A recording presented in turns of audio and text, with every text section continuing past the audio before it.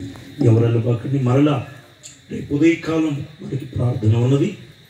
ఆ తర్వాత రేపు సాయంత్రం కూడా మరి ఇంకా పిల్లగా మనం ఎవరు ఫోటోలు వేయకపోయినా, మా ఫోటోలు వేసుకోకపోయినా నిజంగా మీరు దేవుని ఆసక్తితో వస్తున్నారు.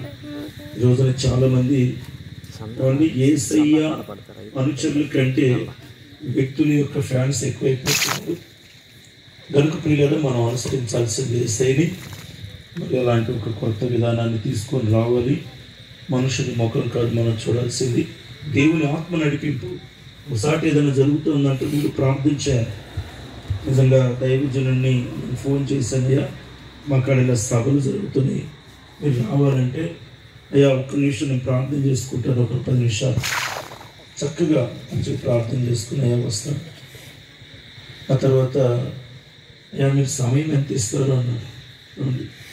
అయ్యా మీకు ఎంత సమయం కావాలి? ఎందుకంటే మనం కొంతమంది పిలిపించి వాళ్ళకి అర్ధగంట ఇంకా ప్రయోజనం ఏముంటుందండి. కనుక మంచిగా అలాగా, ఎందుకంటే ఆ భారం దైవజనులు ఏదో మన దగ్గర ఆశించి కాదు, కానీ ప్రజలు ఇంకా మనం దేవుడు అనేకులకి ఉన్న సమాచారం ప్రభు ఒక్కొక్కరికి ఒక్కొక్క తలాంత్. ఒక్కొక్కరు నీరు పోస్తారు, ఒకళ్ళు విత్తనం వేస్తారు, ఒకళ్ళు ఎరువు వేస్తారు. ఏమండి వృద్ధి చేసేది ఆయన. ప్రజలు హల్లెలూయా. దేవుడు ఒక్కొక్కరికి వారి వారి యొక్క ఏమండి దేవుని యొక్క సంకల్పాన్ని బట్టి, దేవుడు ఆయన కృప చేత వారి యొక్క సామర్థ్యాన్ని బట్టి దేవుడు తలాంతులు ఇస్తాడు.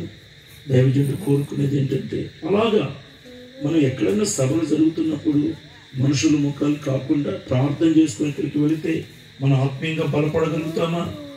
మనం ఆత్మీయంగా మనం పరిశుద్ధపరచబడతామా? ఇది మనకి క్షేమం కలిగిద్దా అని ప్రార్థన చేసుకొని ప్రేరేపణ పొందుకొని మనం వెళ్ళాలి. అది మంచిది. ఆమేన్. హల్లెలూయా.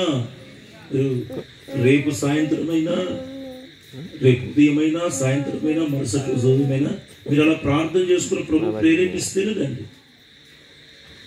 ఇక్కడికే కాదు ఎక్కడికైనా. ఎందుకంటే కడవరి దినాల్లో పిల్లగా ఈ రోజున